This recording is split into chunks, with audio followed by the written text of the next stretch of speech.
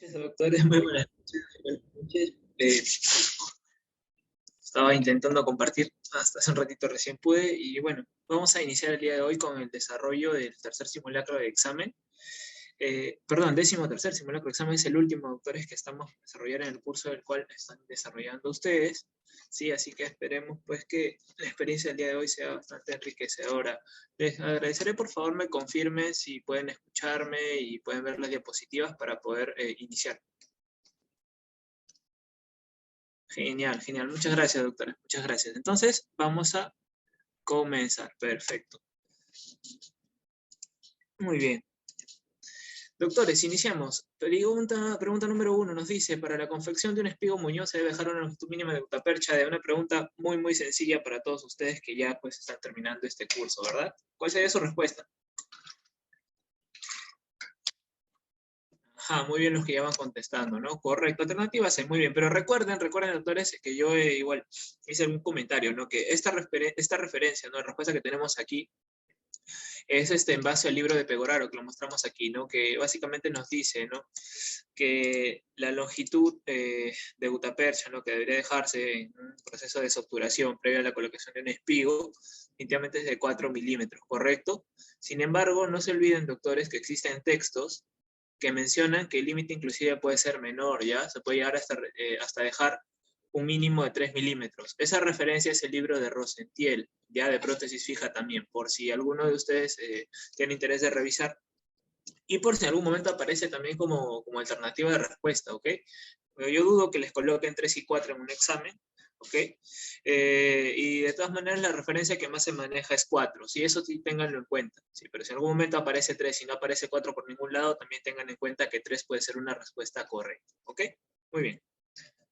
Vamos a continuar. Saben también, no hemos revisado que esto es en cuestión de longitud, ¿no? Cuando hablamos de la longitud, obviamente que va a tener el espigo, pero si hablamos también del ancho, ¿no? De la preparación que va a tener este conducto, recordemos que va a terminar siendo un tercio, ¿no? Del diámetro total de la raíz, ¿verdad? Donde va a insertarse pues, este espigo muñoz. Muy bien, seguimos. Pregunta número 2, doctores. Nos dice, las preparaciones dentarias con finalidad protética tienen como principios mecánicos excepto, llegamos aquí, ¿no? ¿Cuáles son los principios, doctores, que nosotros podemos evaluar en prótesis fija? ¿Qué tipo de principios tenemos?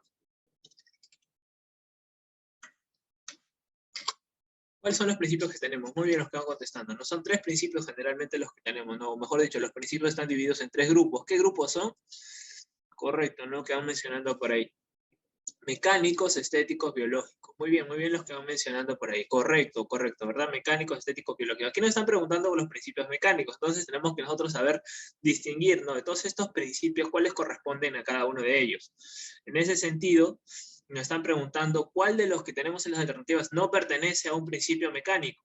¿Cuál será la respuesta? Correcto, ¿no? Alternativa A, muy bien. ¿Que pertenece a qué tipo de principio, doctores? ¿A qué tipo de principio pertenece? Protección de periodonto. Biológico, muy bien a todos los que van contestando, correcto. Entonces eso de acá lo tenemos bastante claro. La respuesta en efecto alternativa, muy bien, doctores. Y aquí tenemos referencias, ¿no? Recordemos que son 2 libros interesantes para revisar respecto a prótesis fija, ¿no? Ya ustedes han ido revisando todo esto con el doctor Blas, ¿no? Y les ha hablado pues de todo ello a gran detalle, ¿no?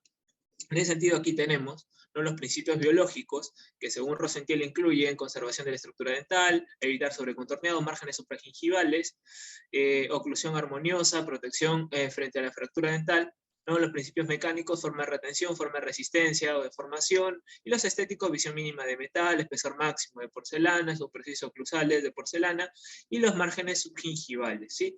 Dentro de los principios mecánicos, de acuerdo a lo que nos menciona el libro de Pegoraro, vamos a tener 4, doctores, ¿sí? 4 principios mecánicos principalmente según Pegoraro. Estos son retención, que básicamente está asociada a la, bueno, vamos a ver más adelante, si no me adelanto porque vamos a ver más adelante pues, otra pregunta, bueno, resistencia que está asociada también al evitar, o a la resistencia, a la redundancia, ¿no? A las fuerzas horizontales, ¿verdad? Que se aplican sobre los dientes pilares que están siendo restaurados con prótesis fija, ¿sí? La rigidez estructural, básicamente, que tiene que ver con el grosor, ¿no? De la estructura metálica de estas prótesis fijas que estamos utilizando, y la integridad marginal, obviamente que existe una correcta relación, ¿no?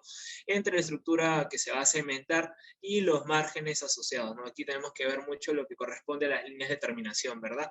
De las cuales sabemos nosotros muy bien, doctores, que cuál es la línea de terminación ideal según Pegoraro.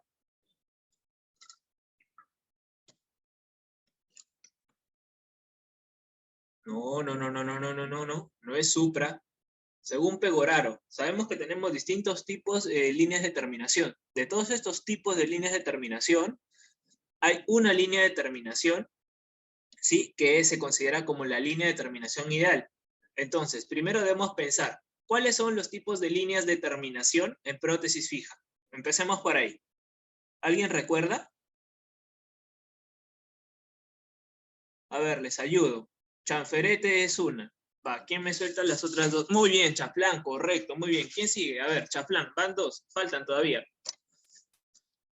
Hombro recto, correcto, van tres, faltan. Falta una. Bueno, dos en realidad, hombro biselado, ya, falta una, que no está en el libro como tal.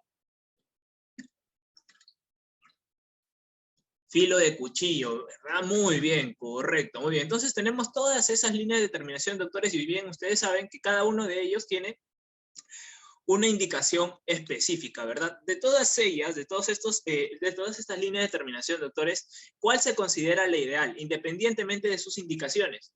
¿Cuál se considera la línea de terminación ideal? ¿Chaflán o chamfer? Muy bien, por favor, que quede eso claro para todos, ¿sí? Chaflán o chamfer, línea de terminación ideal. Si bien es cierto, su indicación es básicamente restauraciones metal acrílicas, principalmente asociadas a lesiones no áureas, debemos recordar que se considera para los autores como la línea de terminación ideal, ¿ok? Muy bien, es importante. Entonces ya hemos revisado un poquito más al respecto, muy bien.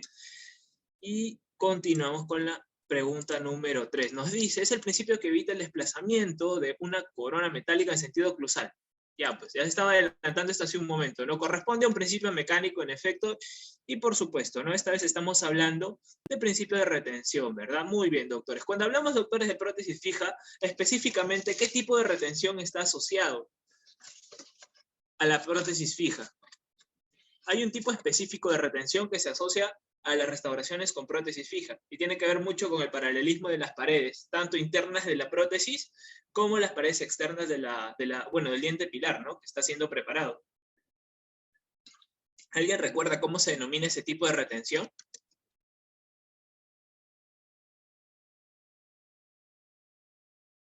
Si yo, doctores, trato de encajar, si vale el término, correcto, muy bien, doctor Oscar, friccional, muy bien, justamente a eso yo, ¿verdad? Iba a decir que si tengo, pues, ¿no?, un muñón y yo voy a tratar de encajar una corona, definitivamente el espacio, ¿no?, que yo que necesito para que se ubique de manera adecuada esta restauración, definitivamente tiene que ser el mínimo que únicamente permita la colocación o la ubicación, pues, del agente cementante, ¿no?, que voy a utilizar. Este espacio mínimo definitivamente va a generar que se produzca una fricción entre las paredes, les decía, externas de la preparación dental y las paredes internas de la restauración. Y esta retención, como bien dice el doctor Oscar, es una retención friccional, ¿ok? Entonces, doctores, pregunta número 3, respuesta A, y aquí vamos a revisar un poquito, ¿no?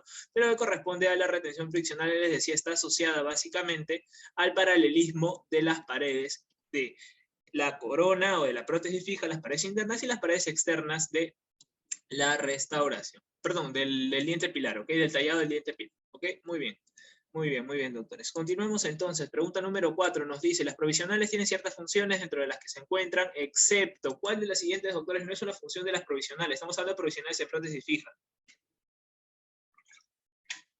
¿Cuál sería su respuesta, doctores, aquí?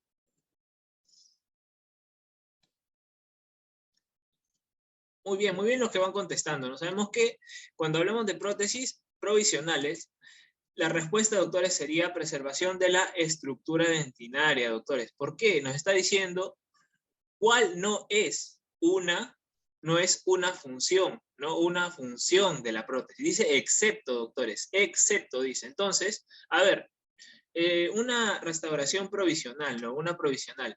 ¿Me preserva la vitalidad pulpar? Definitivamente, ¿no? Esa es una de sus funciones, porque si yo dejo, pues, una pieza tallada, expuesta, estamos hablando de una pieza vital, obviamente, definitivamente vamos a generar una alteración a nivel pulpar, ¿no? La sensibilidad sabemos que va a tener esta pieza debido a que se va a exponer, idealmente se debería exponer sobre el esmalte, ¿no? Con los tallados que realizamos, pero sabemos que es un poco complicado dependiendo de del material que vamos a utilizar para restaurar, ¿no? Muchas veces llegué a exponer dentina, que no es lo ideal, sabemos, no es lo ideal. Sin embargo, llega a suceder. Entonces, una exposición de dentina sabemos que es pues definitivamente muy perjudicial para la vitalidad de la pieza dental, ¿no? Entonces, en ese sentido, pues una prótesis provisional, ¿no? Un provisional va a ayudarnos, ¿no? A proteger, a preservar la vitalidad de la pieza dentaria.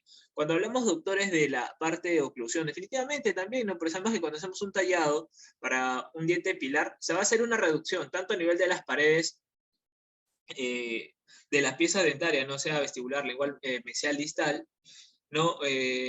Como oclusal. Entonces, definitivamente va a haber una alteración del plano oclusal y nosotros debemos restablecer esa alteración con una provisional. No podemos dejar un pilar, ¿no? Un muñón descubierto, ¿no? Función estética, definitivamente, ¿no, doctores? Cuando se hace un trabajo a nivel anterior, pues no podemos dejar o enviar a casa a un paciente sin un provisional, definitivamente, ¿no? Sabemos que representa una limitante para los pacientes el no pues, poder realizar sus actividades de manera adecuada. Entonces, un provisional definitivamente tiene una función estética también. Y protección del periodonto, por supuesto, ¿no? Porque definitivamente debemos recordar, doctores, que la prótesis provisional debe ser lo más semejante a la prótesis definitiva, ¿sí? Lo más semejante. Así como aseguramos, ¿no? El tema de la integridad marginal con la prótesis definitiva, lo debemos hacer también con la prótesis provisional. Entonces eso es importante. Ya vamos a revisar aquí a detalle cuáles son las funciones según lo que nos menciona Schillingburg y lo que nos menciona Pegoraro. Schillingburg nos dice, ¿no? Protección pulpar, estabilidad posicional, función oclusal, limpieza fácil, nos dice, márgenes no desbordantes, fuerza y retención, estética, y nos dice Pegoraro, protección pulpar, protección periodontal, ¿no? Tronel interproximal, higiene oral y control de placa bacteriana. Básicamente asocia todas esas características a las prótesis provisionales, doctores. ¿Sí? Muy bien, muy bien. Sí, doctora, la pregunta 3, la respuesta fue alternativa A, ya resistencia, sí, resistencia. Muy bien. Continuamos entonces, pregunta 5. ¿Sí? La respuesta de la pregunta 4 fue la alternativa E, por si acaso, para todos. ¿Ya? Pregunta 5 nos dice, para la confección de las cubetas individuales es necesario contar con un modelo. ¿Qué tipo de modelo, doctores, necesitamos para confeccionar cubetas individuales?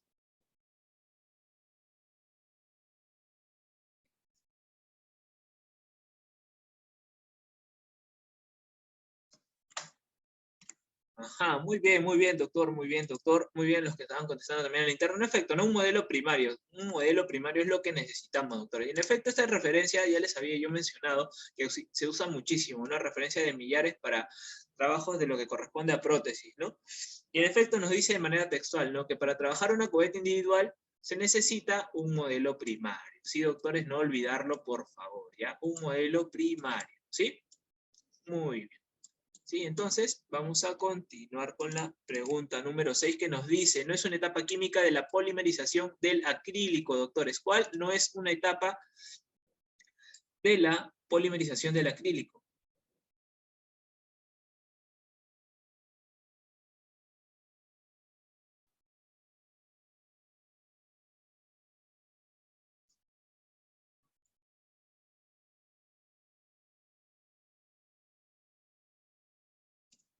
muy bien, doctores. Hay algunas respuestas por aquí. Y en efecto, ¿no? Eso es importante recordarlo. ¿Por qué? Porque si bien es cierto, elástica se asocia a los acrílicos, no corresponde a una etapa química, doctores. Y las etapas químicas corresponden a activación, iniciación, propagación, terminación. Y en efecto, la etapa elástica, o mejor dicho, la característica elástica, corresponde a otra característica, digamos, de las etapas de polimerización, ¿no? Vamos a ver aquí que, doctores, que cuando digamos, se pasa por las distintas etapas, ¿no? Del proceso ya de polimerización como tal, del acrílico de autocurado, se va a pasar por distintas etapas. Pero estas no son etapas químicas, doctores, sino están más asociadas a las características físicas del acrílico. Es por eso que, si nos preguntan a nosotros por características físicas, definitivamente debemos asociarlas a estas de acá, ¿no? Estas son las etapas de acuerdo a las características físicas, ¿sí? Que se tiene en el proceso de polimerización del acrílico. Y una es pues la etapa arenosa, la etapa filamentosa, luego la etapa pastosa, luego la etapa gomosa, luego la etapa rígida, ¿correcto? Debemos recordar, doctores, que en la etapa plástica o de trabajo, que también se denomina elástica, doctores, ¿sí? Es aquella en la cual nosotros podemos manipular, ¿sí? El acrílico, ¿correcto? Gomosa, elástica, plástica de trabajo también, ¿sí? Son sinónimos. Aquí tenemos una referencia que es el libro de Phillips y otra que es el libro de Match, ¿sí? Ambos tratan de describir cada una de las etapas y usan términos que a veces se diferencian. Nosotros leemos la definición de cada etapa, definitivamente vamos a encontrar que hay una concordancia entre ellas, ¿correcto? Entonces, es importante recordar ello. Sí, muy bien, vamos a continuar entonces. Sí, hay que establecer la diferencia entre un proceso químico y un proceso físico, ¿ok? Muy bien, seguimos. Pregunta 7 nos dice, el rodete superior en la región molar debe tener un ancho de... Pregunta de prótesis total, ¿verdad? Correcto, correcto, correcto, correcto, pero el que va contestando ya por interno, ¿no? Respuesta alternativa, doctores. Si estamos hablando de un ancho en la región molar, definitivamente debemos recordar la distancia de 8. Y si hablamos, doctores, en la región anterior, ¿cuánto sería el ancho del rodete? Correcto, ¿5 qué? ¿Centímetros? Correcto, 5 milímetros. No se olviden, doctores, que las unidades son muy importantes, ¿sí? No se olviden. A veces podemos fallar preguntas porque de repente acordamos el valor exacto y a la hora de marcar vemos el número nada más, ¿no? Entonces tratemos de fijarnos en absolutamente todos los detalles para no desperdiciar preguntas que son bastante sencillas. Doctora Jenny, retroceda el toque entonces a las 6 para que se entienda, ¿sí? La pregunta, doctora, la pregunta nos está hablando de etapas químicas, ¿correcto? Sí, etapas químicas. ¿Sí? La respuesta en este caso es la alternativa E. ¿Por qué? Porque la alternativa E corresponde a una etapa del proceso de transformación física del acrílico durante su polimerización, ¿correcto? Lo que corresponde a etapas químicas son activación, iniciación, propagación y terminación. Son etapas químicas. Y aquí nos está pidiendo cuál no es. Y obviamente la etapa elástica, si bien es cierto, forma parte del proceso de polimerización del acrílico, no corresponde a una etapa química, sino a una etapa de modificación física, que corresponde junto con las que están mencionándose aquí: arenosa, filamentosa, pastosa, elástica, como ven aquí, o gomosa, y rígida. ¿Sí? ¿Se entendió ahora, doctora Jenny? ¿Sí? Para poder continuar. ¿Se entendió ahora?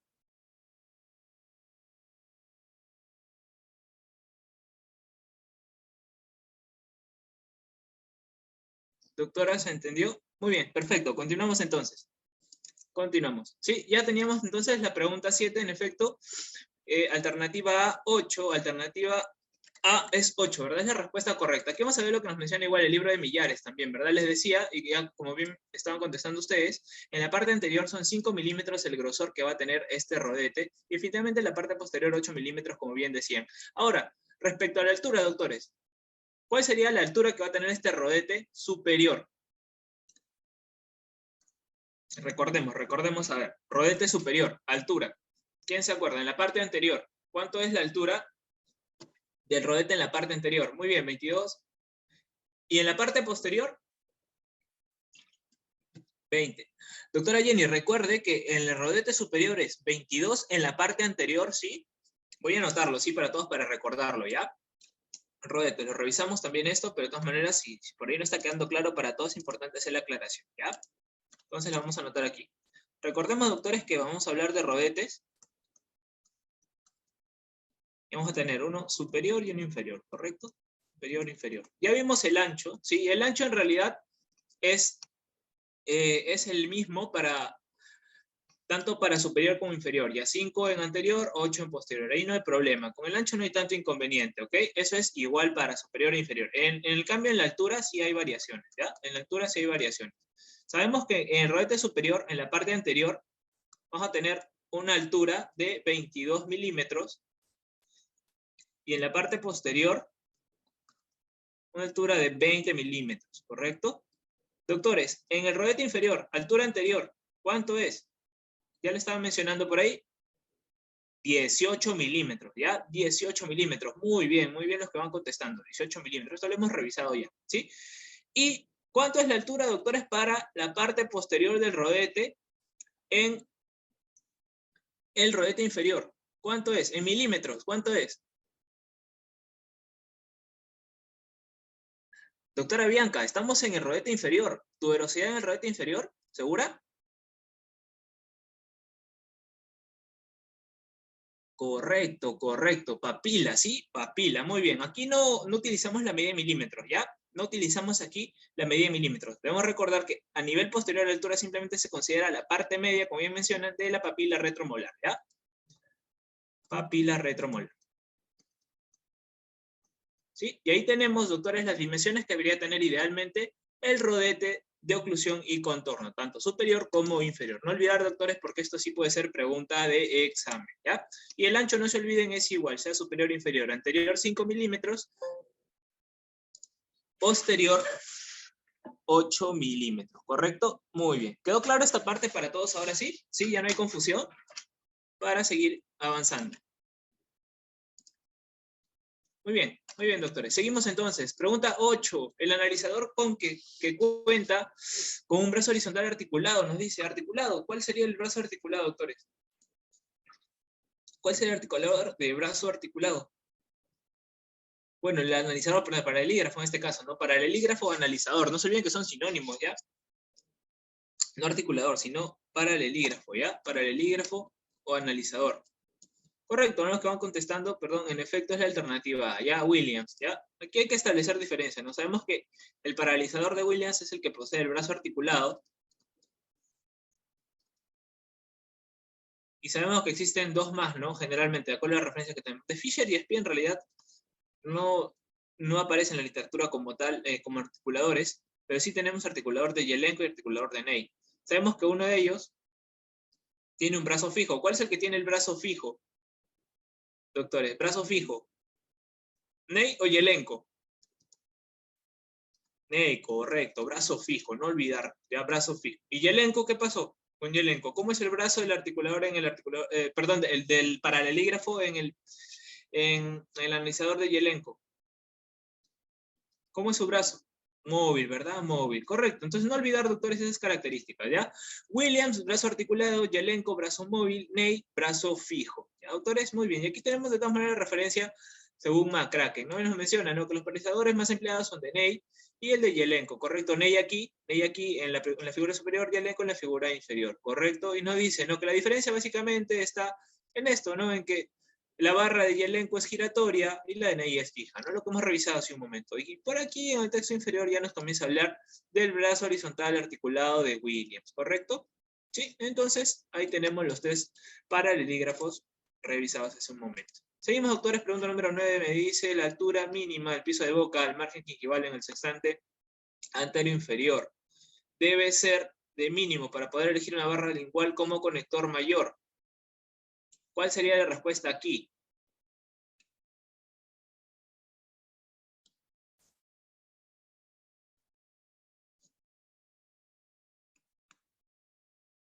Veo varias respuestas, ¿eh? Varias respuestas. Vamos a volver a analizar esta pregunta porque, doctores, la respuesta en realidad es la alternativa C. Correcto, pero contestaron C, ¿ya? ¿Por qué? Porque, doctores, nos está diciendo la pregunta altura mínima, ¿sí? De piso de boca, ¿sí? Al margen gingival, doctores.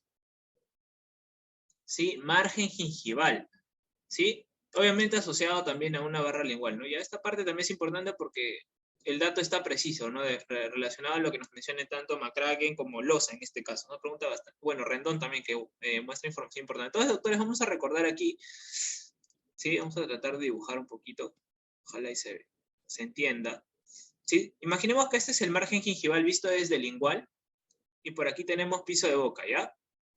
¿Sí? Aquí es donde supuestamente debería ir mi barra lingual, ¿correcto para todos?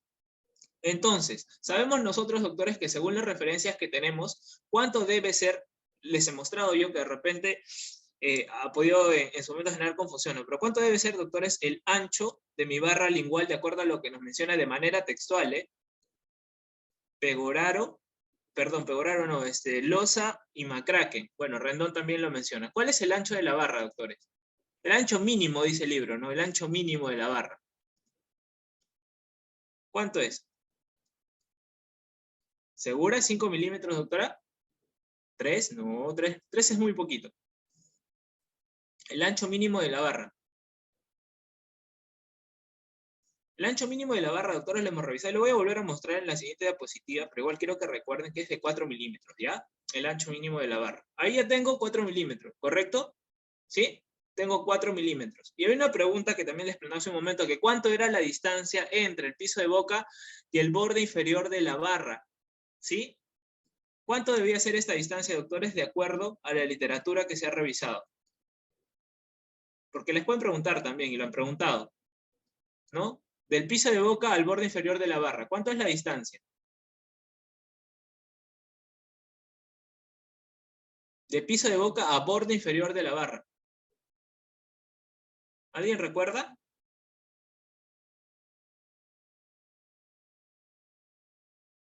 De piso de boca, doctor, a borde inferior de la barra. No, de piso de boca, doctores, a borde inferior de la barra es 1 milímetro, ¿ya? 1 milímetro. Esto lo hemos revisado en los primeros exámenes, ¿ya?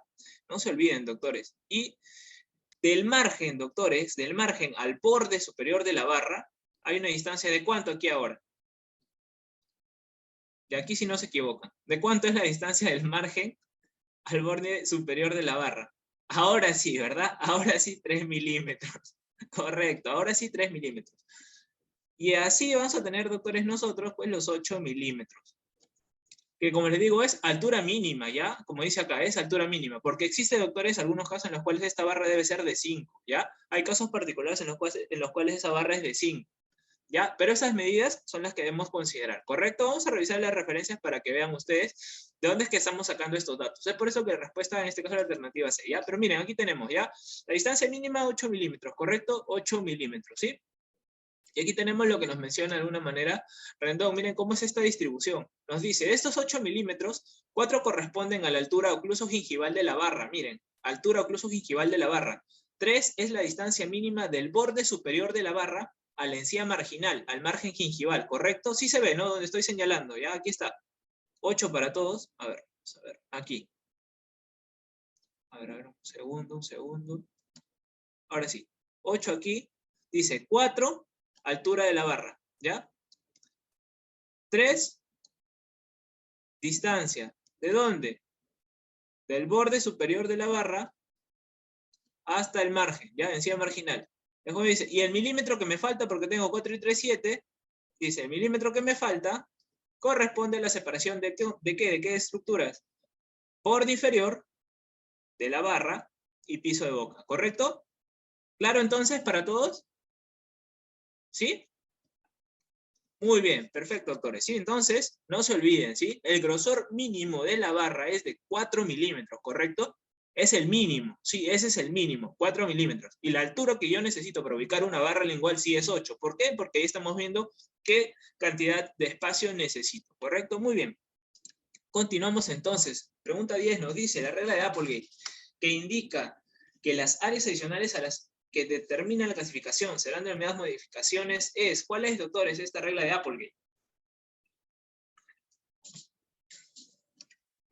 He revisado también, ¿no? Pregunta, hemos revisado también los exámenes y también he revisado con el doctor Blas, ¿no? Entonces, imagino que no van a tener ninguna dificultad en contestar esta pregunta y sabemos todos que la respuesta es correcto, ¿no? La alternativa D, muy bien para todos. Ya alternativa D, correcto, alternativa D. Aquí está, ¿verdad?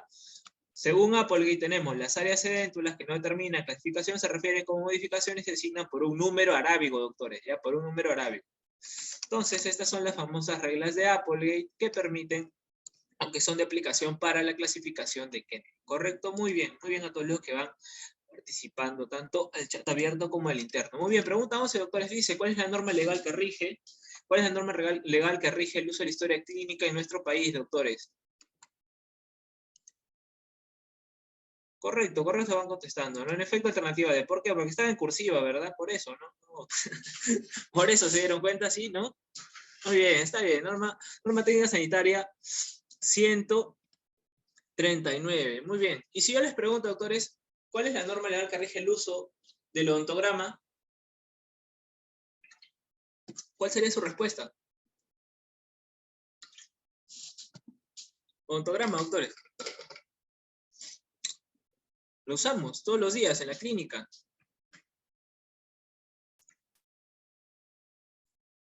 ¿Cuál es? Norma técnica de odontograma. Pregunta de examen. ¿Quién se acuerda?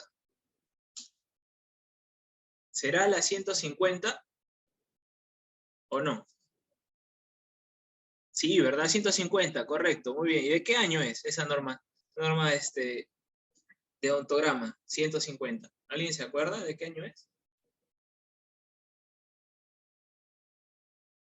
Correcto, ¿verdad? Muy bien. No se olviden, doctores, ¿ya? Norma técnica de ontograma 2019, norma técnica de ontograma 150, ya 150 MISA 2019, no se olviden, ya es importante saber los documentos, sobre todo los que están más asociados a nuestra carrera. Bueno, sabemos que historia clínica, pues sí, definitivamente no la podemos desligar de nosotros, pero ontograma, pues es un documento asociado, ¿no? Bastante asociado a nosotros, ¿no?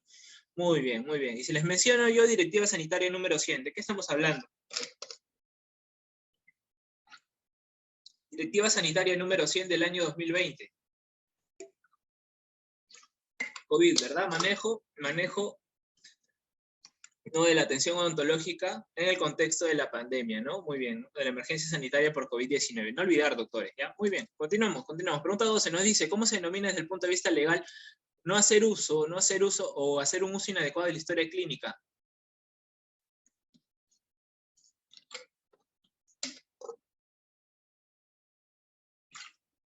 Correcto, ¿verdad? Correcto. Muy bien. Los que van contestando por aquel interno, ¿no? Correcto. Alternativa C, mala praxis. Y no olvidar, doctores, que el hacer uso inadecuado o no hacer uso definitivamente de historia clínica está asociado a una mala praxis, ¿correcto? Mala praxis. La anterior, doctor, es la alternativa C. C creo que era, no, la que decía 139, norma técnica 139, ya es de historia clínica, ya. Norma técnica 139, estoy seguro si es la C o la D. A ver, vamos a regresar al toque, ya. D, 139, ¿ya? Sí, 139. Listo, muy bien. Pregunta número 11, 12, ya la vimos, sí. Malapraxis, correcto, malpraxis, sí, el no hacer uso, porque está asociado a una omisión, ¿no? Recordemos que está asociado a ello, ¿no? A una omisión. Muy bien, pregunta 13. Nos dice, es una parte importante de la historia clínica que consiste en interrogar al paciente. Una pregunta bastante sencilla también, ¿verdad? Sobre historia clínica. ¿Cuál sería su respuesta aquí? Correcto, anamnesis, ¿no? Aquí no hay más vuelta que darle, sabemos que la anamnesis es la parte inicial de la historia clínica, consiste en la entrevista al paciente, ¿verdad? Muy bien, pregunta número 14 nos dice, resumen de la historia clínica, el término de tratamiento de un paciente se denomina, ¿cómo se denomina, doctores, a este resumen de la historia clínica? En efecto, no epicrisis, no epicrisis. Muy bien, recordemos, doctores, que si bien es cierto, se considera la epicrisis como un resumen de historia clínica, no forma parte de manera directa de la estructura inicial de la historia, ¿no? Pero sí se reconoce definitivamente como un documento que resume, pues, ¿no? Todo el proceso de atención del paciente, ¿no? Muy bien. Pregunta 15 nos dice, en una evaluación de caries dental en un centro educativo, un niño tuvo 3 dientes con caries dental, un diente con obturación en buen estado, indique el valor del CEOD. ¿Cuál sería su respuesta aquí, doctores? Pregunta bastante sencilla de CEOD. Correcto, 4, ¿verdad? ¿Por qué 4? Porque estamos considerando experiencia de caries, ¿correcto? Experiencia de caries, ¿verdad? ¿Está claro para todos esta pregunta, verdad? ¿Por qué es 4? ¿Sí está claro? ¿Claro para todos por qué es 4? ¿Sí? Perfecto, muy bien, ¿no? Entonces recordemos, doctores, que cuando vamos a realizar la valoración del COD, al igual que el C, podemos considerar 3 componentes, ¿verdad? Correcto, correcto. Le explicamos de nuevo para todos, ¿ya? Esta vez vamos a hablar de COD, ¿verdad? Muy bien, COD, ¿ya? Ahora voy a regresar. Aquí está. Muy bien, COD, ¿ya? CEOD, ¿correcto? Sabemos que este COD es asociado a piezas deciduas, ¿ya? Piezas deciduas. Solamente para estudiar piezas deciduas. Entonces, al igual que el CPOD, vamos a tener que abordar básicamente 3 componentes, ¿correcto? Cariados, perdidos y obturados, ¿ya? Sabemos que cuando evaluamos piezas cariadas debemos considerar algunos códigos, ¿verdad? En este caso, los códigos que consideramos están asociados a letras, ¿verdad? ¿Sí? ¿Qué códigos consideramos, doctores, cuando vamos a valorar el componente de cariados en el CEOD? ¿Qué códigos, ah? Recuerdan los códigos, ¿verdad? ¿Qué códigos consideramos, doctores? Sabemos, vamos a ir anotando por acá, sabemos el código A es sano, ¿verdad? Entonces, como es sano, no entra en la consideración de experiencia de caries. Correcto, el B, ¿verdad? B es pieza cariada, correcto, muy bien. B es 1, muy bien. ¿Qué otro código consideramos como cariado, doctores? C, ¿verdad? ¿Qué cosa es C? A ver, vamos a anotarlo también aquí ya. B, doctores, para todos los que no lo tengan claro, B es pieza cariada, ya, diente cariado. Que obviamente este componente de cariado, este código B, incluye otras características, no incluye, por ejemplo, también lo que corresponde a una restauración temporal, ¿sí? Una restauración temporal, independientemente de si está bien realizada o no, ¿sí? Corresponde también a un remanente radicular, ¿correcto? O también a un sellante con caries en caso sea utilizado, en este caso estamos hablando de piezas deciduas, en caso sea usado en una molar decidua sana, le pusieron un sellante, pero está cariado, también, ¿no? Sería un código B, ¿correcto? Claro, hasta ahí para todos, ¿verdad?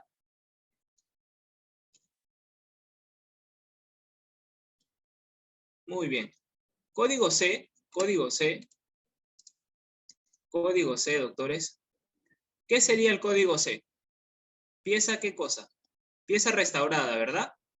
Restaurada con caries, muy bien, con caries, correcto. Sigue, código D. ¿Quién recuerda? Código D. Pieza restaurada, pero sin caries, ¿verdad? Muy bien, restaurada, pero sin caries, ¿no, verdad?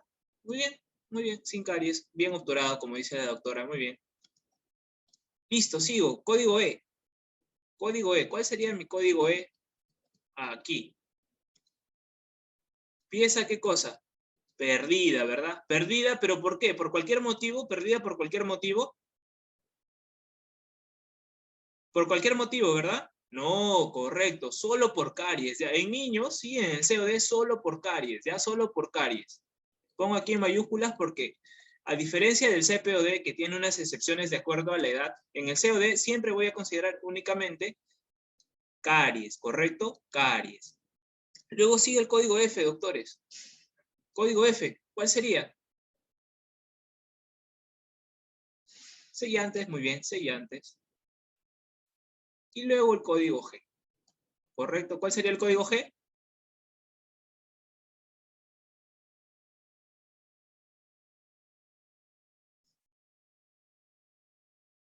Correcto, muy bien. ¿No? Estamos hablando de coronas, ¿no?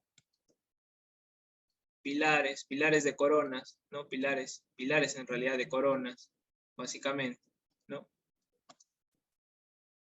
¿No? Entonces esto sería lo que corresponde a coronitas o a pilares de coronas básicamente, ¿ok? Entonces, teniendo en cuenta y sabiendo cuáles son los códigos que corresponden a cada una de las características que podamos evidenciar nosotros al evaluar un paciente, vamos a poder incluirlos en los diversos componentes. Entonces ya veíamos, ¿no? El componente de cariados va a incluir a los códigos B y C, ¿correcto? Muy bien. El componente de perdidos, entonces, ¿a qué códigos va a incluir?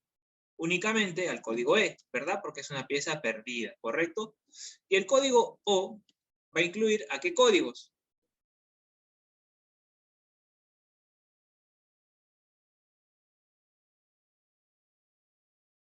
D, correcto. Muy bien. Ya está. Entonces, a partir de aquí, yo voy a iniciar mi conteo, ¿verdad? Entonces tengo, el niño tuvo dientes, dice 3 dientes con caries dental.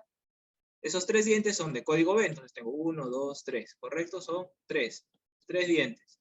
Luego dice un diente con obturación en buen estado. Obturación en buen estado, ¿qué cosa es? ¿Qué código? D, ¿verdad? ¿Sí? Muy bien. Código D, correcto. Entonces, uno aquí, 1. ¿Tengo piezas perdidas por caries, doctores? No, ¿verdad? No tengo piezas perdidas por caries. Esto es 0. ¿Tengo piezas restauradas con caries? No, ¿verdad? 0. Por eso, mi COD, yo sumo, ¿no? Todo lo que me arroje cada uno de los componentes y me da 4. ¿Sí? De ahí es de donde sale, doctores, el valor de 4. ¿Quedó claro ahora sí para todos? ¿Sí?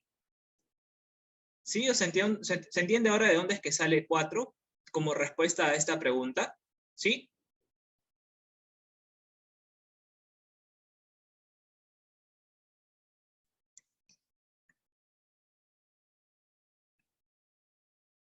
Doctora Crisia, ¿se entendió? Muy bien, perfecto, muy bien, muy bien. Continuamos entonces. Pregunta 16. Nos dice, en una encuesta comunitaria, dice, un autoevaluado presentó los siguientes resultados. 2 dientes perdidos por caries, 2 dientes perdidos por tratamiento ortodóntico, dice aquí, ¿eh? Y un diente con extracción indicada, un remanente, nos dice, 2 dientes bien obturados y un diente con obturación en mal estado. Calcule, nos dice, el valor del CPOD. El valor del CPOD.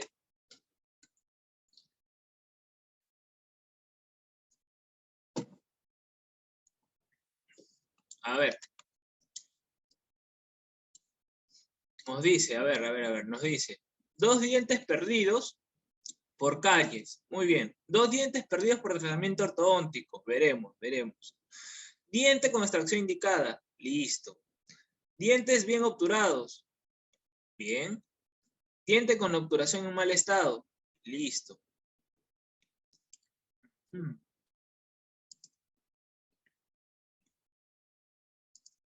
Correcto, doctores. Los que marcaron alternativa C, muy bien, muy bien. ¿Por qué? Pero no nos está especificando, doctores, aquí recordemos, no nos está especificando la edad, ¿correcto? La edad, no nos está especificando la edad.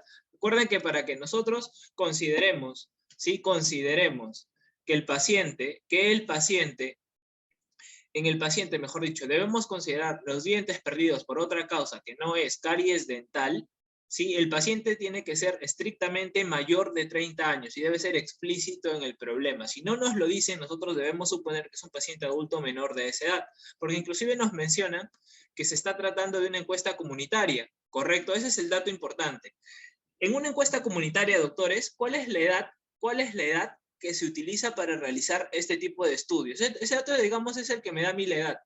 ¿Qué edad es la edad indicada para realizar estudios comunitarios relacionados al índice CPOD? O en realidad todos los índices en general, ¿no? Porque el manual habla de varios índices, en realidad. En el manual de OMS. Recordemos que es un manual que incluye 12 años, ¿verdad? 12 años. Entonces, si es un paciente de 12 años, en un paciente de 12 años, el componente de perdidos considera piezas que se han perdido por alguna causa que no sea caries.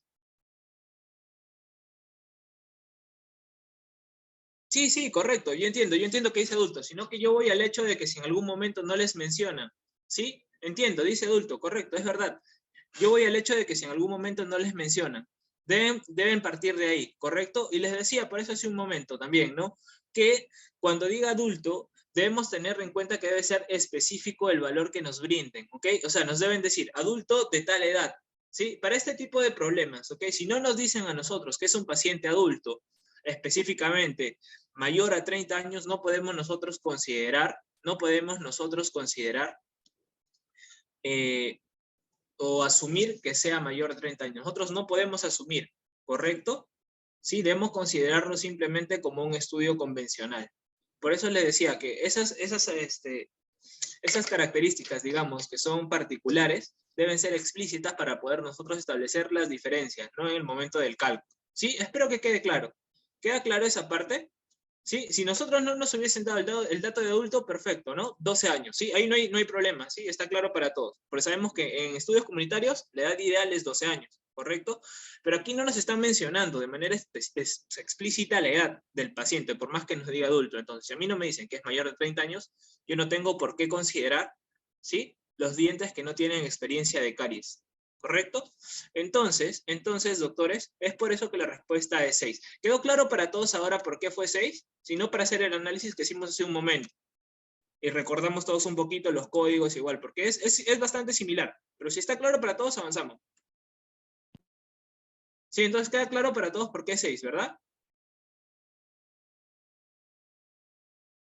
Si no, igual lo volvemos a resolver como el ejercicio anterior, no hay problema. Pero me dicen por aquí, no hay ningún problema.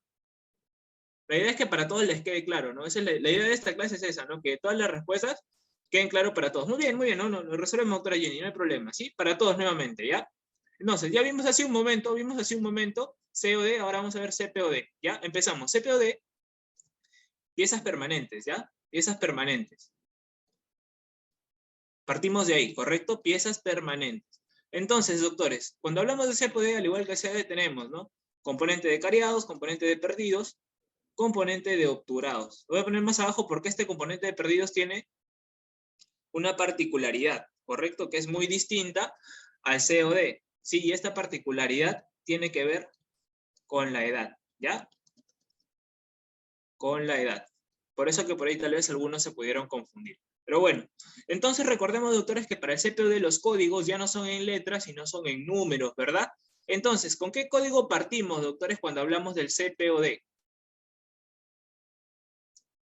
¿Cuál es el código de una pieza dental sana? Si estamos hablando de números. ¿Una pieza sana a qué código pertenece?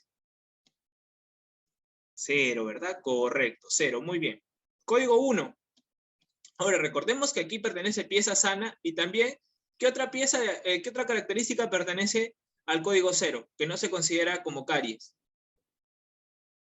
Mancha blanca, ¿verdad? Esto es importante, doctores, no olvidar, ¿ya? Mancha blanca no es caries, ¿ya? Para el CPOD o el COD no es caries, ¿ya? No se olviden, doctores, ¿ya? Ningún tipo de pigmentación es caries, ¿ya? Mancha blanca, no olvidar, ¿ya? Listo, código 1, lo mismo, ¿verdad? Pieza cariada, remanente radicular, ¿sí? Obturación temporal. ¿Estamos claros ahí? Obturación temporal, ¿correcto? Obturación temporal y mencionamos también sellante con caries, ¿sí? ¿Por qué el sellante con caries, doctor? ¿Por qué? Porque el sellante con caries, o mejor dicho, el sellante se coloca sobre un diente sano. Entonces, si tenemos un sellante con caries, significa que la caries está haciendo en un diente sano. El sellante no se colocó en una pieza ya previamente cariada, ¿correcto? Muy bien. Entonces, el código 1 evalúa, o sea, lesiones de caries básicamente asociadas a dientes que eran, pues, estaban intactos en su momento, ¿correcto? Muy bien. Código 2, código 2. ¿Cuál sería el código 2, doctores? Código 2. Correcto, muy bien, ¿no? Muy bien. Restauración, igual que en su momento, restauración con caries, ¿verdad? Muy bien, restauración con caries. Código 3. ¿Cuál sería el código 3? Correcto, ¿no? Restauración sin caries, muy bien. Sin caries. Código 4. ¿Cuál sería el código 4 aquí? Pieza perdida por caries, ¿verdad? Muy bien, perdida por caries. Por caries, sin olvidar, por caries. Código 5, doctores, código 5. Sellante, ¿verdad? Perdida, muy bien. Pieza perdida por otro motivo, muy bien. Esto es por otro motivo que no es caries, ¿ya? Por otro motivo que no es caries. Y recién aquí, código 6, sellante, ¿verdad? Sellante de fosas y fisuras. Código 7, pilares, implantes, ¿no? Pilares, implantes. Banda de ortodoncia también, considera algunos textos. Código 8, pieza en erupción. En erupción, ¿sí? El código 9 no registrable, ¿correcto? No registrable. Perfecto, entonces ya tenemos los códigos y vamos a hacer el, digamos, el análisis dependiendo de cada componente. Entonces, ¿qué códigos corresponde al componente de cariados, doctores? ¿Quién me dice? Componente de cariados, ¿qué códigos? Si tenemos la lista ahí. ¿Será el componente, el código 1? Sí, ¿verdad? 1. ¿Cuál más? 2, correcto, 2. Muy bien. 1 y 2, perfecto. 1 y 2, muy bien. Luego tengo el componente de perdidos. ¿Cuál corresponde, doctores? ¿O qué códigos corresponde al componente de perdidos? 4, ¿verdad? 4, listo. Solo 4, ¿cierto? No, ¿verdad? Sabemos que aquí, cuando hablamos del CPOD, tenemos que también el código 5 puede ser considerado. Pero, por eso aquí está el asterisco, ¿no? Está también aquí asociado a la edad, ¿correcto? El código 5, doctores, no olvidar, se considera únicamente cuando el paciente es mayor de 30 años, ¿ya? Cuando el paciente es mayor de 30 años, yo incluyo este código. Si no, solamente el 4, para el componente de perdidos, ¿ok? Muy bien. Y en el código, en el componente de obturados, ¿cuál es el que voy a considerar? Código 3, ¿verdad? Muy bien. Listo, y ahí tengo todos los códigos, ¿sí? Todos los códigos que debo considerar para evaluar el CPOD. Entonces, voy a mi problema, me dice, un adulto evaluado presentó los siguientes resultados. 2 dientes perdidos por caries. ¿Código qué? 4, ¿verdad? ¿Sí? Código 4, ¿correcto? Sí, 2 dientes perdidos por caries. ¿Qué código sería? 4, ¿verdad? Muy bien, código 4. Correcto, 2 entonces, van 2. Muy bien. Después dice, 2 dientes perdidos por tratamiento ortodóntico. ¿Considero o no considero? ¿Me dice el problema de manera específica que mi paciente es mayor de 30 años? No, ¿verdad? Si no me dice, no considero. Sí, porque corresponde al código 5, pero como no es mayor de 30 años, no considero. Listo. 0. Sigo. Un diente con extracción indicada, un remanente radicular. ¿Qué código corresponde a un remanente radicular, doctores?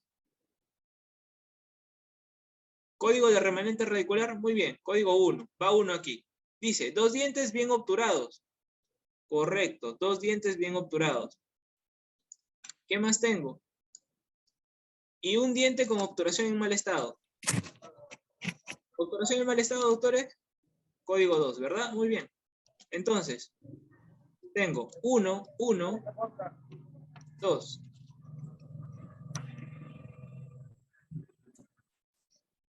¿Verdad? Muy bien, muy bien.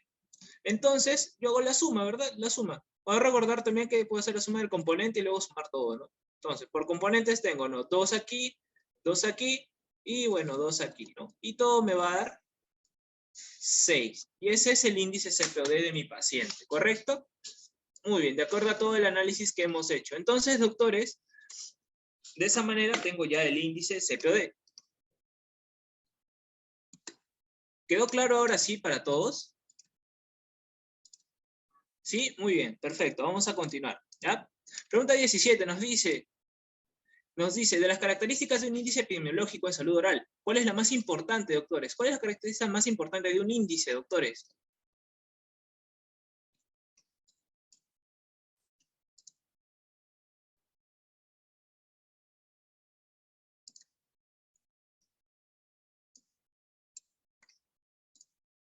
Correcto, correcto. Alternativa D para los que iban contestando. En efecto, debe ser medible, ¿no? Definitivamente debe ser medible y consistente, ¿verdad? Muy bien, muy bien, muy bien. Son unas características bastante importantes que debe tener, pues, este índice epidemiológico, ¿no? Además, obviamente, la validez, la confiabilidad también, ¿no? Sabemos que eso es importante, ¿no? Muy bien, doctores. Muy bien. Seguimos. Pregunta 18. Un niño de 12 años tuvo un CPOD de 5. Indique cuál es su nivel de severidad. Muy bien, ya hablamos, doctores, de cómo calcular el CPOD.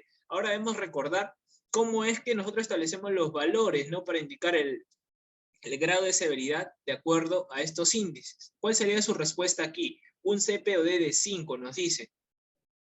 Recordemos entonces, doctores, ¿sí? Para todos, ¿sí? Para todos, que cuando hablamos de nivel de severidad, ¿sí? Nivel de severidad,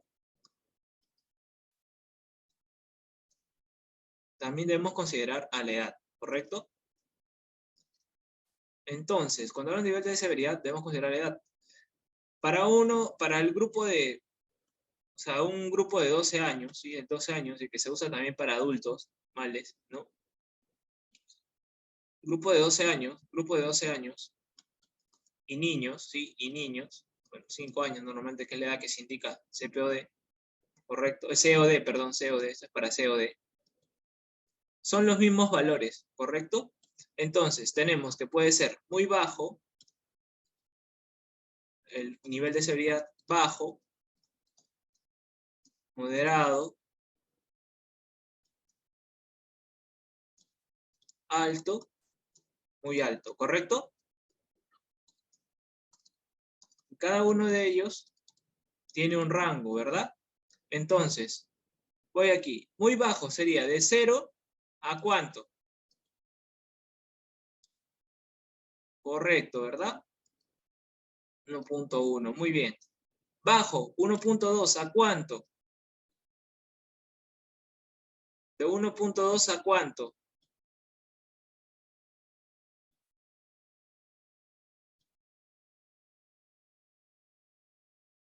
¿Alguien recuerda a cuánto es? Muy bien, muy bien. 2.6, correcto, correcto. 2.6, ¿verdad? Moderado, 2.7, ¿a cuánto?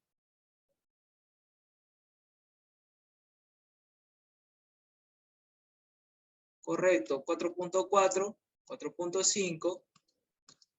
¿A cuánto, doctor, es el rango alto? 4.5, ¿a cuánto? 6.5, ¿verdad? Muy bien. Y muy alto, de 6.6 a más. ¿Sí? Entonces, aquí me están diciendo, no un CPOD, dice un paciente de 12 años de 5, está ubicado definitivamente en un rango alto, ¿correcto? Muy bien, esa sería nuestra respuesta, ¿sí? Muy bien. Recordemos también, doctores, que cuando hablamos de pacientes adultos, ¿sí? Hay una diferencia aquí, ¿verdad? Hay una variación. ¿Qué nivel ya no encontramos cuando hablamos de adultos? ¿No? Sabemos que igual puede ser muy bajo, ¿verdad? Bajo, moderado, alto, ¿verdad? Son solo 4 niveles nada más en adultos, ¿ya? Esto es para adultos. Y sería de 0 a ¿cuánto? 4.9, ¿verdad? 5 a ¿cuánto? 8.9, ¿correcto? ¿Sí? ¿Estamos bien? Moderado, ¿de cuánto? 9 a ¿cuánto? ¿Quién se acuerda? ¿9 a cuánto moderado? Correcto, 13.9, muy bien. Y alto de 14 a más. Y con eso tenemos los niveles de severidad. Tanto para pacientitos de 12 años, aquí corresponde obviamente el CPOD, y pacientes infantiles, pues no 5 años COD. Y adultos también que CPOD, pero los valores o de niveles de severidad van cambiando. ¿Correcto? Muy bien. Seguimos entonces, pregunta 19 nos dice, para la realización del índice periodontal comunitario es necesario emplear una sonda. ¿Qué sonda, doctores, empleamos? Bueno, es una pregunta de regalo, ya no, pues el último examen hemos regalado esta pregunta, ¿verdad? CPI, no hay nada más que hacer aquí, ¿verdad?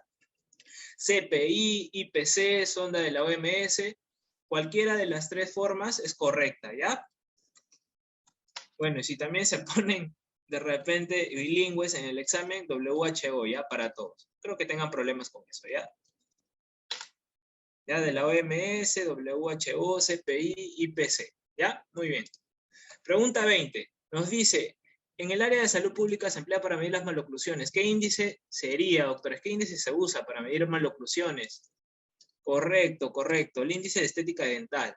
Aquí no hay más vuelta que darle. Ya es una pregunta bastante sencilla, solamente de utilidad, ¿no? De índice, ¿no? Sabemos que el índice de DIN es para fluorosis, el índice de estética dental es para maloclusiones. Los demás no son índices como tal.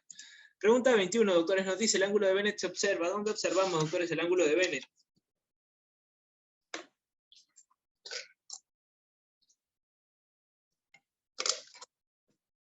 Ángulo de Bennett, doctores. ¿Dónde se observa?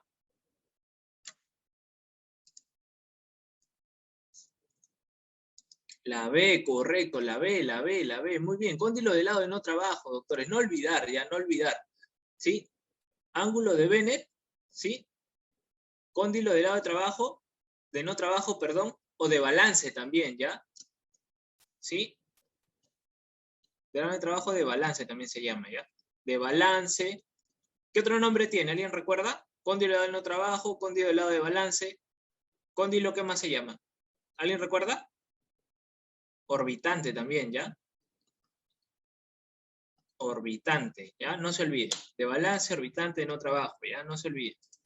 Y aquí tenemos, ¿no? Lo que nos menciona, ¿no? Básicamente, que este ángulo de Bennett básicamente está asociado al ángulo de no trabajo. ¿Por qué, doctores? No se olviden, esta asociación es importante, pero es que de repente no lo tienen tan claro. Recordemos, doctores, que en un movimiento de lateralidad van a trabajar, obviamente, no van a trabajar los dos cóndilos, pero se van a producir, digamos, situaciones distintas en cada uno de los cóndilos, ¿sí? Si yo voy a hacer un movimiento de lateralidad hacia el lado izquierdo, ¿sí? Hacia el lado izquierdo, definitivamente uno de los dos cóndilos va a tener que rotar dentro de la cavidad y uno de ellos va a tener que salir para seguir ese movimiento de rotación y se pueda producir el movimiento de lateralidad, ¿correcto? El cóndilo que rota como tal, ¿sí? Es el cóndilo del lado de trabajo, ¿sí?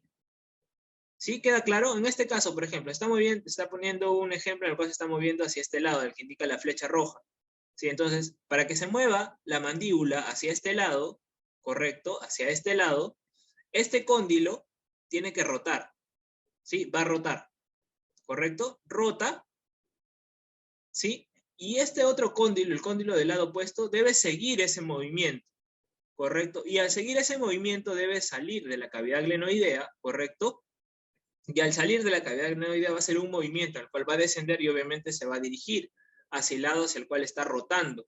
Ese movimiento es un movimiento que se denomina en algunos libros movimiento orbitante. Por eso es que este cóndilo se denomina cóndilo orbitante o de no trabajo. ¿Por qué? Porque entre comillas el que trabaja es el que hace la rotación y el que rota es el del otro lado. ¿Sí? O sea, el cóndilo de trabajo es el que, digamos, es del lado hacia el cual se está moviendo la mandíbula. ¿Sí? Es el cóndilo de trabajo, el cóndilo que rota. Y el cóndilo de no trabajo es el cóndilo del lado opuesto, pero que va a seguir el movimiento. ¿Sí? ¿Queda claro, doctores? ¿Sí? Y el ángulo que se forma, les decía, por el movimiento que hace el cóndilo del lado de no trabajo. Ustedes ven aquí, ¿no? Va hacia abajo, va hacia el lado que se ha producido la rotación del otro cóndilo, y se forma, ¿no?, esta distancia, ¿no?, del centro del cóndilo que permite generar este ángulo alfa, también llamado ángulo de Bene, ¿correcto? ¿Sí? ¿Quedó claro para todos? ¿Sí? Muy bien, muy bien. Continuamos entonces. Pregunta 22. Nos dice, cuando el paciente realiza un movimiento de lateralidad izquierda, dice, en su lado de trabajo hay contactos múltiples dentarios que se incluyen el canino y los dientes posteriores. ¿Cómo se denomina esta situación? Y después dice, el músculo principal que realiza la lateralidad hacia la izquierda. Correcto. ¿Cuál sería su respuesta aquí?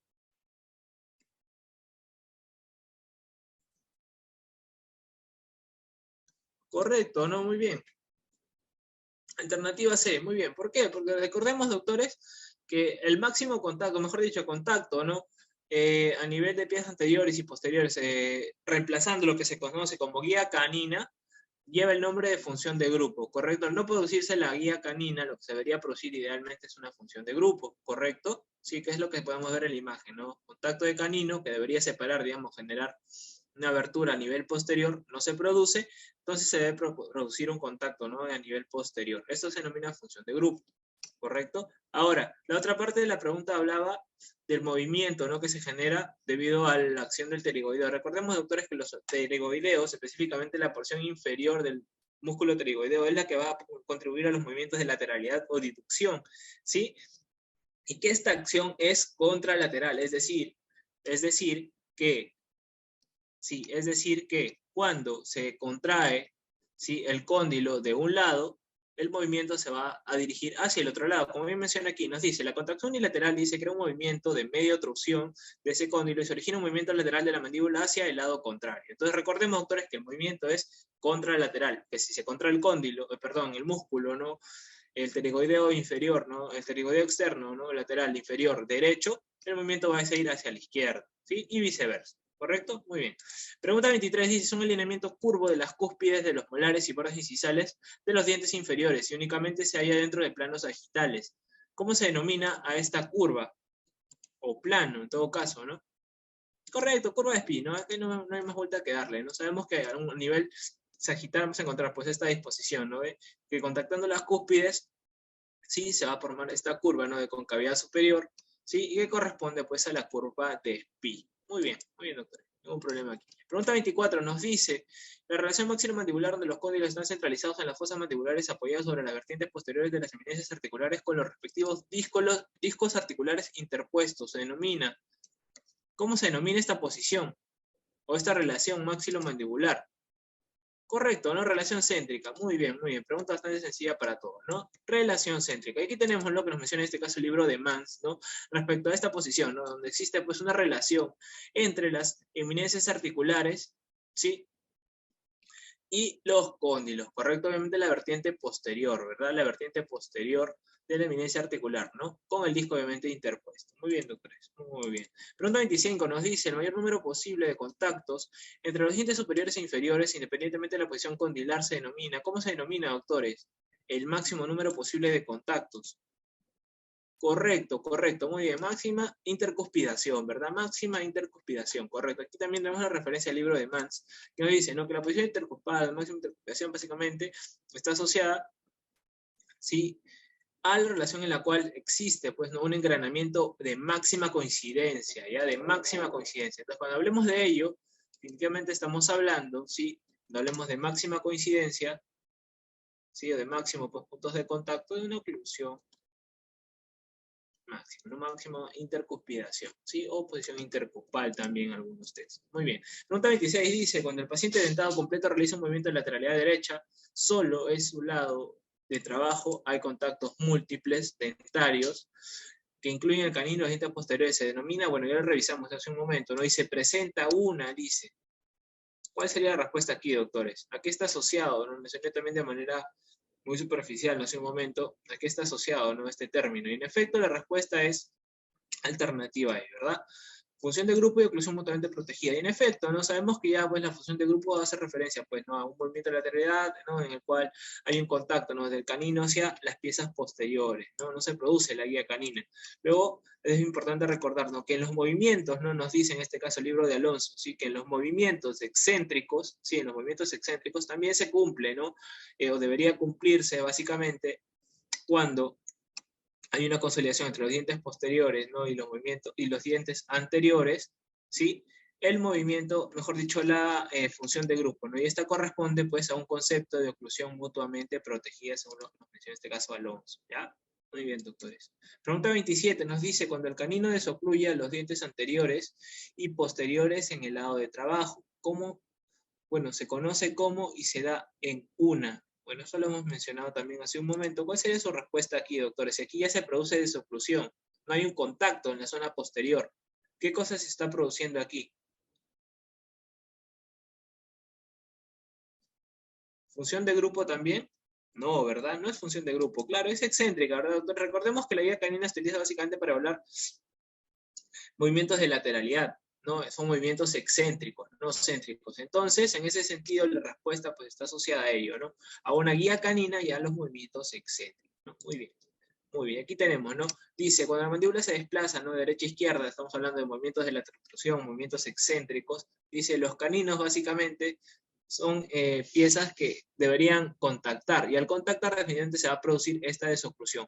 Todo este comportamiento se denomina guía canina o elevación canina, doctores, ¿ya? Elevación canina o guía canina. Muy bien, según lo que nos menciona Okeson. Pregunta 28 dice, cuando existe una coincidencia entre el mayor número posible, dice, de contactos de dientes superiores e inferiores y la posición relación céntrica, se llama y se presenta, dice, en la población de cuánto. ¿Cuál sería su respuesta aquí?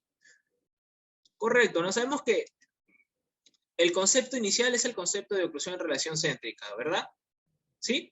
Sabemos que es un concepto ideal, podríamos decir, ¿no? Ideal, ¿no? En el cual hay una coincidencia entre la relación céntrica y la máxima intercupidación. Pero, digamos, en la realidad es muy poco común ello, ¿sí? Y lo que más se observa, pues, es un deslizamiento, ¿no? El famoso deslizamiento excéntrica, que tiene una medida de cuánto, doctores, según el libro de Okeson. ¿Cuánto es la medida que corresponde a un deslizamiento excéntrico? ¿Alguien recuerda? ¿Cuál es el rango que normalmente tiene este deslizamiento excéntrico? 1 a 1.25, correcto. Muy bien, doctora Katia, en efecto, ¿no? 1 a 1.25 según lo que son, es el rango de este deslizamiento excéntrica. Ahora, sabemos que este deslizamiento excéntrica es característico de un 90% de personas. Entonces, si el 90% posee deslizamiento excéntrica, simplemente el complemento de 10% corresponde, pues, a máxima intercuspidación. Y coincidencia, pues, obviamente, con relación céntrica, lo que se denomina oclusión céntrica, ¿verdad? Y aquí tenemos, ¿no? El dato del 90% que está asociado al deslizamiento principalmente, ¿verdad? Muy bien, muy bien, muy bien. Pregunta 29 nos dice, los 3 ligamentos funcionales de sostén del ATM, doctores. Correcto, ya van respondiendo por ahí. Si aquí no hemos vuelto a quedar, nos pregunta más de anatomía, ¿no? La respuesta alternativa B, colateral, capsular y temporomandibular. La referencia igual es el libro de Okeson, sí, libro de Okeson, que nos menciona, ¿no? Que los ligamentos se pueden dividir en dos grupos, ¿no? De alguna manera.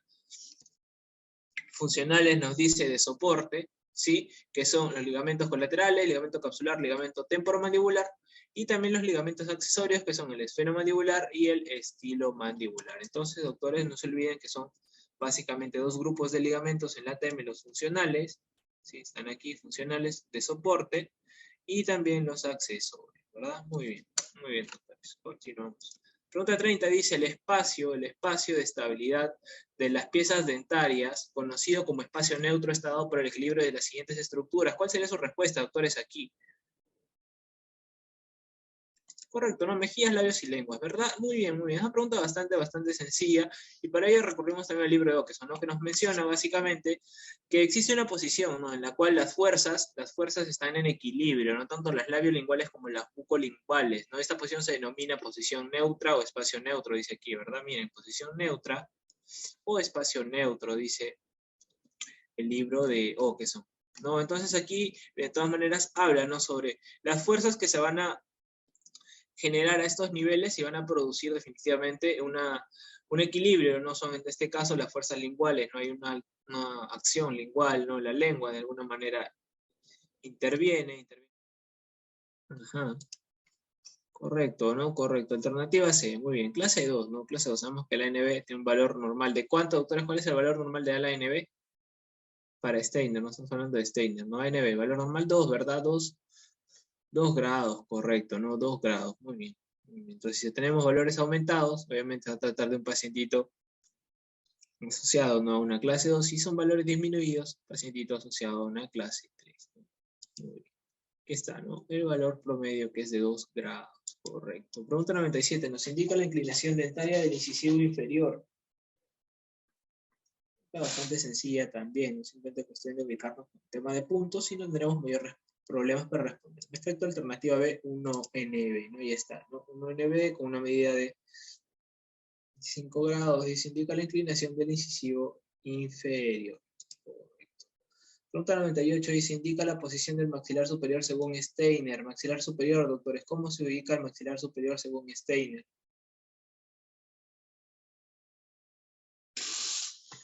Vuelvo, doctora Dorothy. ¿Ya? La respuesta dice, nos indica la inclinación dentaria del incisivo inferior. Esta pregunta, doctora, le decía, es bastante sencilla. Si nosotros simplemente conocemos el tema de ubicación por los puntos, ¿no? Si sabemos que es inferior, definitivamente no tiene nada que ver la letra A, ¿ya? No tiene nada que ver la letra A. Y nos pide también relación con pieza dentaria. Si nos pide inclinación con pieza dentaria, definitivamente tenemos que considerar el eje del incisivo, ¿sí? El eje del incisivo. Y el eje del incisivo puede ser, bueno, sea superior o inferior, básicamente es representado con el número 1. Entonces ahí nada más ya podíamos haber tenido nuestra respuesta, ¿no? Para los que manejamos un poquito el tema de puntos cefalométricos, ¿sí? Ubicando los puntos vamos a poder nosotros determinar cada una de las dimensiones que se consideran en el análisis cefalométrico, ¿sí? No olvidar, ¿ya? Muy bien. Pregunta 98 decíamos, ¿no? Indica la posición del maxilar superior según Steiner, doctores. ¿Cuál es el ángulo, no? El valor que se asocia a la ubicación del maxilar superior. Según Steiner, ¿eh? Muy bien, muy bien, muy bien. Muy bien para los que van contestando. Correcto, SNA, ¿no? Muy bien, muy bien. Y para ubicar SND, ¿qué ángulos, doctores? Perdón, para ubicar el maxilar inferior, qué ángulos utilizamos? ¿Qué ángulos podrían utilizar ustedes para ubicar el maxilar inferior, ¿no? En posición, de acuerdo a Steiner. ¿SNB? ¿Solo SNB? ¿Solito? ¿Nada más? ¿Solo SNB? SND también, no olvidarse, doctores. Ya el SND también se utiliza para valorar la posición del maxilar inferior. ¿Por qué también utilizaría el SND? ¿Cuál es la ventaja, entre comillas, de utilizar el SND sobre el SNB? ¿Qué ventaja tendría el punto D sobre el punto B? Es más estable, ¿verdad? ¿Por qué es más estable, doctora Katia, ese punto SND, o el punto D, mejor dicho? ¿Por qué es más estable el punto D? ¿Recuerda por qué es más estable? Por su ubicación, ¿verdad? Por su ubicación. ¿Dónde está ubicado? Correcto, no depende del grosor de la tabla, perfecto, ¿no? Perfecto. Está ubicado pues básicamente a nivel del centro de la sínfisis, ¿no? A nivel del centro, ¿no? Entonces no habría ningún problema, ¿no? En la inclinación, en que la inclinación, más que nada es que la inclinación de la pieza dentaria altere, ¿no? La ubicación del punto, ¿no? No se alteraría de ninguna manera por más que las piezas estén inclinadas, ¿ya? Ese es básicamente el sustento, ¿ya? El punto B sí es susceptible de alterarse por la inclinación de las piezas dentarias, el punto D en absoluto. Sí, y aquí tenemos, pues estábamos viendo, y seguimos. Pregunta 99 nos dice, según Ricketts, el plano de referencia de la base de cráneo es... Base de cráneo, doctores, según Ricketts, ¿cuál sería la referencia? Correcto, correcto, base Ignacio, muy bien. Steiner, doctores, Steiner. Steiner, ¿cuál es la referencia para base de cráneo en Steiner? Referencia para base de cráneo en Steiner, doctores. ¿Cuál sería en Steiner? SN, ¿verdad? Muy bien, sí, Ignacio, correcto. No olvidar, esos datos son importantes. ¿Y aquí estaba, no? Base de cráneo, base Ignacio según Ricketts, ya no olvidar, base Ignacio, muy bien. Seguimos, pregunta 100 y última pregunta, ¿no? De todas las revisiones que hemos venido haciendo. Un paciente dice con el ángulo plano de Frankfurt, plano mandibular aumentado nos indica. ¿Qué nos indica, doctores? Ángulo plano de Frankfurt, plano mandibular aumentado. ¿Qué indica este pacientito? Correcto, correcto, acabo contestando al interno. Respuesta alternativa A, no hay una hiperdivergencia, no una hiperdivergencia mandibular, doctores, ¿ya? Una hiperdivergencia. Cuando hay una ángulo con esas características se habla de una hiperdivergencia mandibular. Sí, lo que nos menciona la literatura al respecto. Muy bien. Muy bien, doctores. Doctores, voy a aprovechar ya ahora que hemos terminado ya la revisión del examen para comentarles, ¿no? A todos ustedes que la academia tiene a disposición suya para todos los que estén interesados definitivamente, materiales en los cuales se ha venido trabajando ya desde hace un tiempo, ¿no? Tenemos los que de repente algunos de ustedes ya conocen, los famosos libros desarrollados de los exámenes nacionales de odontología desde 2017, el que pudo hacerse público, ¿no? De forma tan regular, hasta el último examen, ¿no? Del año pasado, 2021, que pues tuvo preguntas muy, muy interesantes, ¿no? Eh, la verdad, doctores, es bastante útil el que ustedes puedan tener un material de ayuda cuando hagan las revisiones de sus preguntas, porque definitivamente no es cuestión simplemente revisar la pregunta y aprender la clave, ¿no? Nosotros deberíamos hacer un análisis un poquito más detallado sobre el tema, ¿no? Sobre las alternativas como tal, a fin de que podamos tener una imagen más completa, ¿no? De cada uno de estos contenidos. En ese sentido, doctores, lo que les presenta a cada uno de estos libros es más o menos la siguiente estructura, ¿no? El desarrollo de la pregunta de tal manera que ustedes puedan tener el panorama completo de el tema o subtema del cual trata, ¿no? Esta pregunta. Si hay preguntas, ustedes han visto también en las revisiones que han podido hacer, preguntas que se han planteado o para las cuales se han brindado respuestas que no son correctas, ¿no? También, al menos nosotros en la revisión que hemos hecho para poder brindarles este texto, les detallamos, ¿no? ¿Cuál pregunta ha tenido una respuesta por parte de la organización del examen que no es la más correcta? Y les sustentamos, ¿no? Definitivamente con la referencia por qué no es esa la respuesta correcta y cuál debería ser la respuesta correcta, ¿no? Para que ustedes pues tengan de alguna manera información valedera, ¿no? Y que les pueda servir para hacer frente a un examen de este tipo, ¿no? Entonces, cualquiera de ustedes, doctores, que esté interesado, al final va a aparecer igual el contacto, en el cual pueden comunicarse para adquirir cada uno de estos textos o los que les llamen más la atención. Sí, también los doctores decía, tenemos no solamente libros de nado, sino también de recinto odontológico para algunos colegas que estén interesados también y que desde ya se estén preparando. Igual también para ustedes que van a ENAO, no recordemos, doctores, que mientras más preguntas revisemos, mientras más, digamos, información tengamos respecto a cómo es que se plantean estas preguntas tipo examen, mejor pues va a ser el resultado que podamos obtener frente a una evaluación de este tipo. No es importante que nuestro entrenamiento continúe, todavía tenemos algún tiempo hasta la fecha del examen. Entonces, estas herramientas creo yo les van a poder a ustedes facilitar, ¿no? Y orientar un poquito mejor el estudio que vayan a seguir realizando.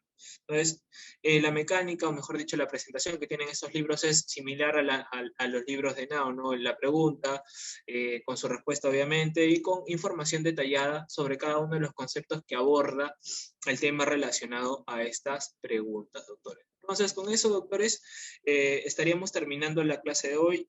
¿Sí? Mejor dicho, la solución de este examen.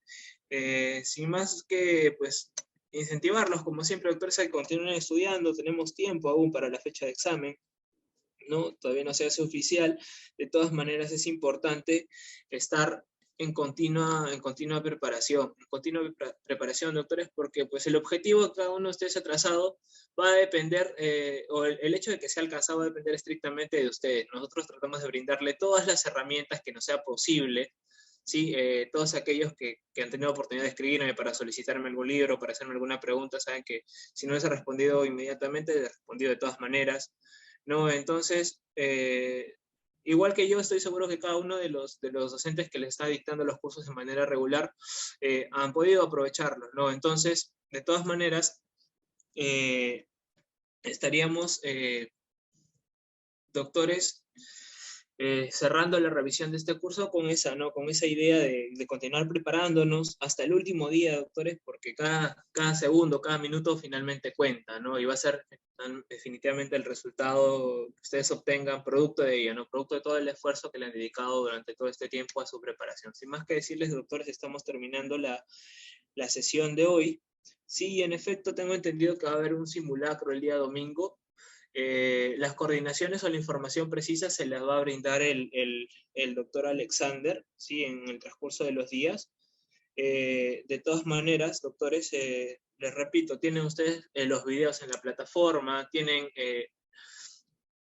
definitivamente los contactos para poder continuar realizando su preparación hasta la fecha de examen. Traten de seguir aprovechando, doctores, cada uno de los espacios de tiempo que tengan, a fin de que pues, el resultado sea el esperado, ¿no? El que nosotros esperamos para ustedes y el que ustedes de por sí esperan para ustedes mismos, ¿sí? Entonces, doctores, estamos terminando. Que tengan muy buenas noches y conmigo será hasta una siguiente oportunidad. Cuídense muchísimo. Hasta luego, doctores.